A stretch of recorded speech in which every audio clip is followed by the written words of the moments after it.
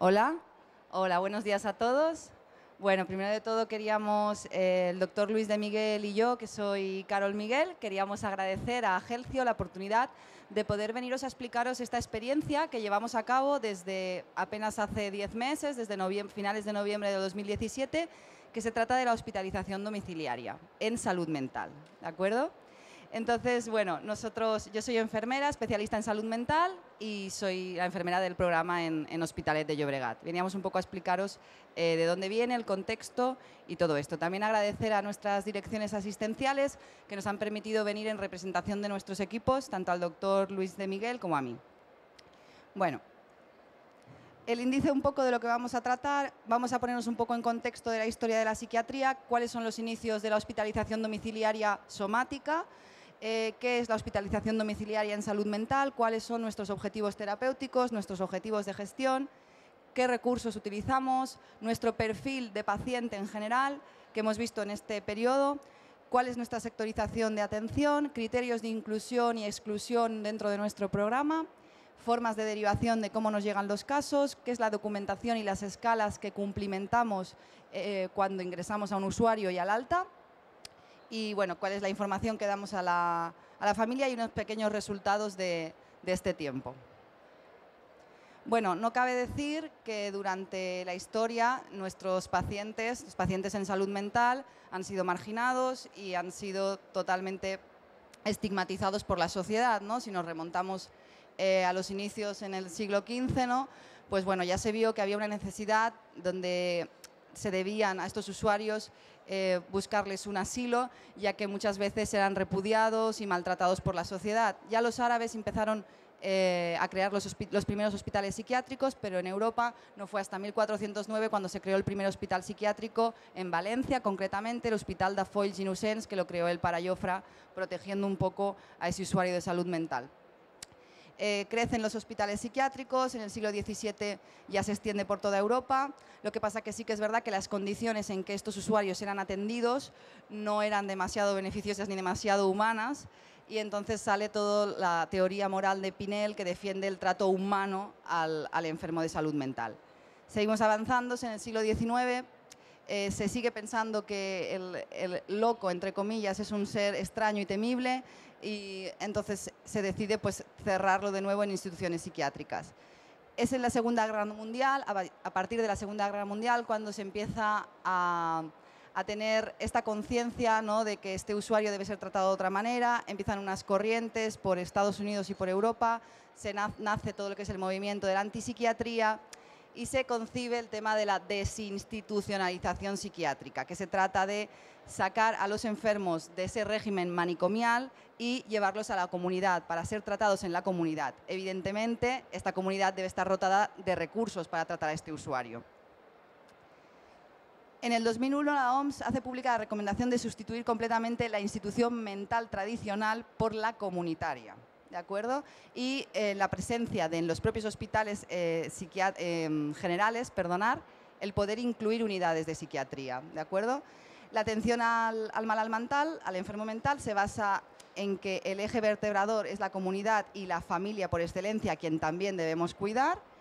Y los primeros estudios específicos en tratamiento domiciliario a pacientes psicóticos confirman la importancia de este soporte a la familia para su mejoría en el pronóstico de la enfermedad.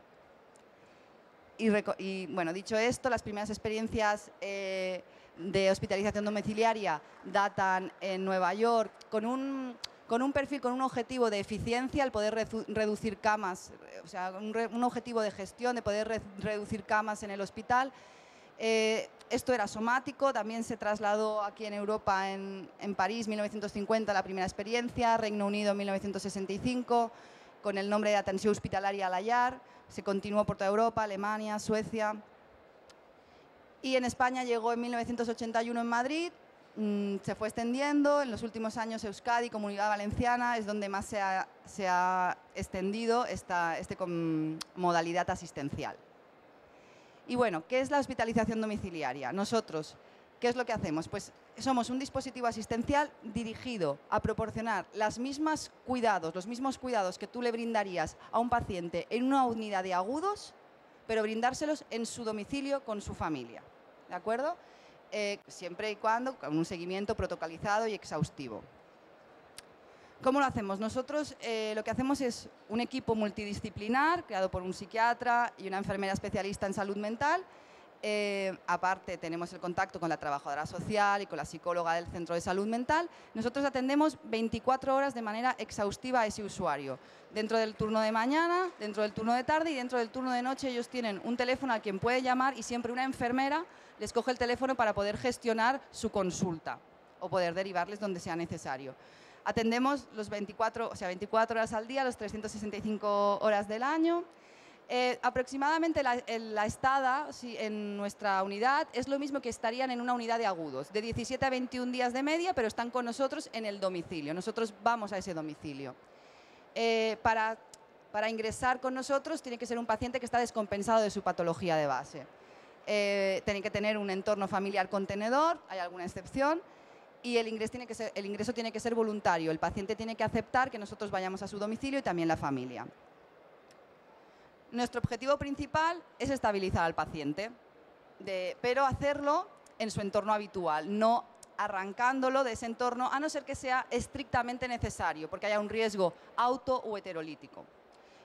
Objetivos específicos que también se trabajan a la vez que trabajamos el principal: reducir el estigma que provoca ingresar a una persona en una unidad de agudos, permitir al paciente y a la familia más participación, responsabilización, calidad de vida e intimidad en este proceso tan desagradable, minimizar la separación del paciente de su medio habitual, agilizar también la coordinación con recursos comunitarios, porque como estamos en la calle y trabajamos en la calle, pues nos es muy sencillo el poder coordinarnos. Y bueno, el cumplimentar el tratamiento dentro de la comunidad. Otros objetivos serían reducir la frecuencia del servicio de urgencias, porque ellos nos pueden llamar las 24 horas del día para cualquier duda, entonces ellos ya no consultan en urgencias porque tienen su enfermedad de referente y su psiquiatra para poder consultar. Reducir el número de reingresos en hospitalización completa, reducir su estancia, porque muchas veces a lo mejor sí que necesitan un ingreso en agudos, pero en vez de cumplimentar el ingreso en agudos, les pueden dar el alta antes y enviárnoslos a nosotros, de tal manera que podemos cumplimentar ese seguimiento, pero ya en su casa. Rentabilizar las camas de curta estada, revisar el tratamiento farmacológico, el plan de cuidados y reducir costes de la enfermedad. Como os he dicho, los recursos humanos somos psiquiatra, enfermera, trabajadora social y psicóloga, y los materiales, pues bueno, materiales fungibles. El perfil de nuestro usuario, bueno, generalmente lo que estamos teniendo los diagnósticos más prevalentes son psicosis de inicio, trastornos psicóticos agudos, reagudización de pacientes que ya tienen un trastorno psicótico crónico, trastornos afectivos o reacciones adaptativas agudas. Y bueno, estos son los sectores que atendemos un poco para que vosotros veáis que en mi empresa, en las Hermanas Hospitalarias, tenemos esta sectorización. Yo estoy en Hospitalet, llevamos Hospitalet Sud, después también está el equipo de hospitalización de Sant Boi, el equipo de hospitalización del Vallès que lleva Granollers y el equipo de hospitalización de Baix Llobregat Centre que lleva Martorell y Cervelló. Y os dejo con mi compañero. Bueno. También tenemos que hablar de los criterios de exclusión. ¿Qué pacientes no se pueden beneficiar de la hospitalización domiciliaria? Por ejemplo, si no tienen un cuidador, no tiene sentido ir a su casa, ¿no? Si son pacientes solos, o si están agitados o conductas violentas. El riesgo de suicidio también es un factor de exclusión para una hospitalización domiciliaria. O las sustancias, el consumo de sustancias activo, como diagnóstico principal sobre todo, ¿no? Algunos fuman un porro de vez en cuando, eso tampoco pasa nada. La comorbilidad con trastornos orgánicos graves o la necesidad de aplicación de técnicas de enfermería ya complejas, eso no sería para nosotros, digamos. Bueno, también hablamos de cómo se deriva a nuestro equipo, ¿no? La derivación viene sobre todo de tres sitios: de los centros de salud mental, de las unidades hospitalarias y de las mismas urgencias del hospital psiquiátrico o del hospital general que tenga urgencias psiquiátricas. Cualquiera de estos equipos nos hace una propuesta de derivación, nosotros la recogemos, tenemos que ser bastante veloces en hacerlo e intentamos hacer menos, a ver, lo ideal sería 48 horas, pero bueno, intentamos hacer lo más rápido que podamos, hacemos la programación e iniciamos el tratamiento en ingreso en hospitalización domiciliaria. La primera visita siempre la hacemos conjuntamente, psiquiatra y enfermera. Luego ya sucesivamente va más veces al domicilio la enfermera que el psiquiatra. La derivación se puede hacer por correo electrónico, por móviles. Bueno, nosotros con nuestros equipos derivantes ya tenemos unos ciertos circuitos establecidos, ¿no? Una documentación que le pedimos al paciente que tiene que rellenar, el consentimiento informado, le damos una hoja, un tríptico de información y hacemos algunas escalas, la escala ONOS y otras escalas que nos sirven un poco para ver el estado inicial del paciente. Esto también nos sirve luego para estudios posteriores. Hay veces que con el tema de las escalas intentamos no hacerlas todos el mismo día por no agobiar al paciente, ¿no?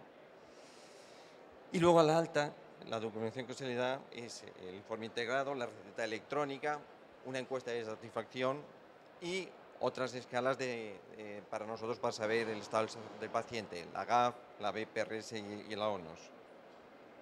Este es un ejemplo de uno de los trípticos que se le da. Se le da al paciente por delante y por detrás el tríptico, ¿no? En el cual vienen los teléfonos, quién es su referente, su enfermera referente, los teléfonos que puede llamar, porque son diferentes los teléfonos según los horarios. Por ejemplo, el fin de semana dependen del servicio de urgencias, ¿no? Y las normas de funcionamiento. Aquí hemos hecho diferentes esquemas de la actividad hasta el verano. Ha sido, bueno, sencillamente señalar que las mayores derivaciones vienen del hospital psiquiátrico y de los centros de salud mental. De las urgencias, de momento, vienen directamente pocos pacientes filtrados.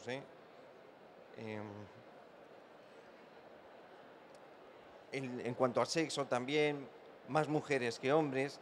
La edad, estamos viendo que tenemos bastantes derivaciones de gente mayor de 65 años comparativamente con el resto de salud mental de la población. Quizá porque son gente que merece más un ingreso a domicilio, porque se desestabiliza mucho cuando se ve que se ingresan en un hospital, la gente de más edad. Eso pasa no solo en salud mental, pasa también en medicina hospitalaria normal.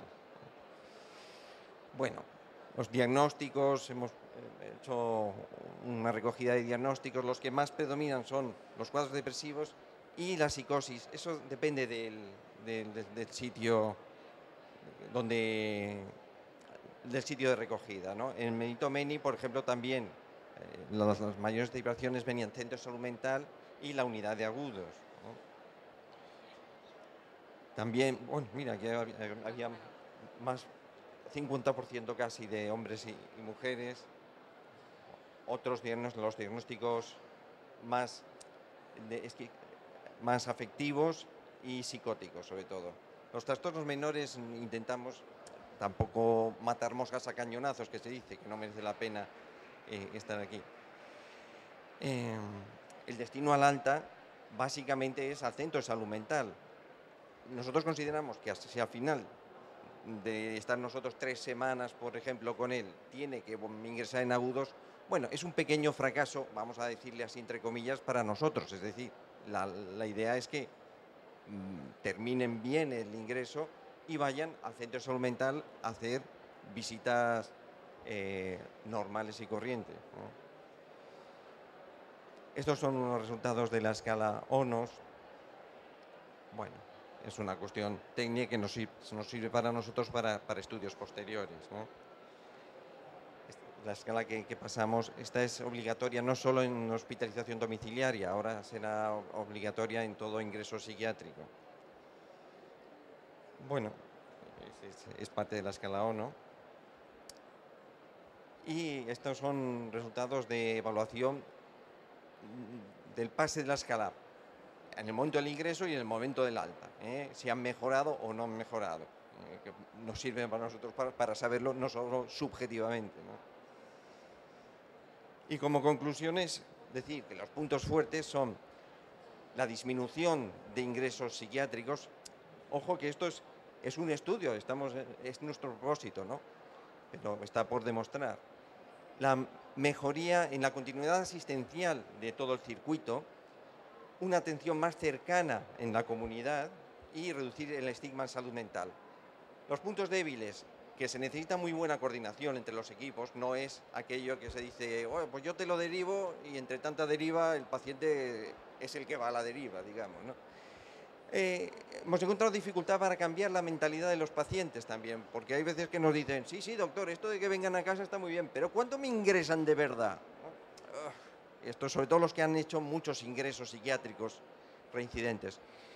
Y luego en familias muy desestructuradas también es difícil trabajar la vinculación, no es fácil para ellos.